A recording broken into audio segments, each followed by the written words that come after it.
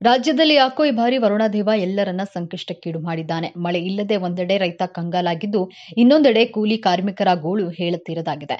ಈ ಬೆನ್ನಲ್ಲೇ ಗಡಿ ಜಿಲ್ಲೆ ಚಾಮರಾಜನಗರದ ಗುಂಡ್ಲುಪೇಟೆಯಲ್ಲಿ ಗುಳೆ ಹೆಚ್ಚಾಗಿದ್ದು, ತಾಲೂಕಿನ ಹಲವು ಗ್ರಾಮಗಳಲ್ಲಿ ಕೂಲಿ ಕಾರ್ಮಿಕರು ಗುಳೆ ಹೊರಟಿದ್ದಾರೆ. ಪೋಷಕರ ಜೊತೆ ಮಕ್ಕಳು ಕೂಡ ಶಾಲೆಗೆ ಗೈರಾಗಿ ತಂದೆ ತಾಯಿಗಳ ಜೊತೆ ನೆರೆ ರಾಜ್ಯ ಕೇರಳ ಹಾಗೂ ತಮಿಳುನಾಡಿಗೆ ಗುಳೆ ಹೋಗ್ತಿದ್ದಾರೆ.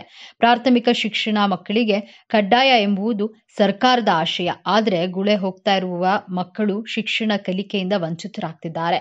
ಗುಂಡ್ಲುಪೇಟೆ ತಾಲೂಕು ಒಂದರಲ್ಲೇ 24 ಮಕ್ಕಳು ಗುಳೆ ಹೋಗಿದ್ದು, ಮುಂದುವರೆದು ಇದು ಮತ್ತಷ್ಟು ಹೆಚ್ಚಾಗುವ ಸಾಧ್ಯತೆ ಇದೆ. ಇಷ್ಟೆಲ್ಲ ಆದರೂ ಜಿಲ್ಲಾಡಳಿತ ಮಾತ್ರ ಕಣ್ಮುಚ್ಚಿ ಕುಳಿತಿದ್ದು, ಗುಳೆ ತಡೆಗಟ್ಟುವ ನಿಟ್ಟಿನಲ್ಲಿ ಕ್ರಮ ವಹಿಸದೆ ಭಾರಿ ನಿರ್ಲಕ್ಷ್ಯ ವಹಿಸಿದೆ. ಒಟ್ಟಾರೆಯಾಗಿ ಇಂತಹ ಗುಳೆ ಹೊರಟ ಮಕ್ಕಳನ್ನ ತಡೆದು ಶಾಲೆಗೆ ಕಳುಹಿಸಿ ಅವರಿಗೆ ಒಳ್ಳೆಯ ಶಿಕ್ಷಣ ನೀಡುವಲ್ಲಿ ಸರ್ಕಾರ ಅಗತ್ಯ ಕ್ರಮವನ್ನು ವಹಿಸಬೇಕು ಎಂಬುದೇ ನಮ್ಮ ವಾಹಿನಿಯ ಆಶಯ.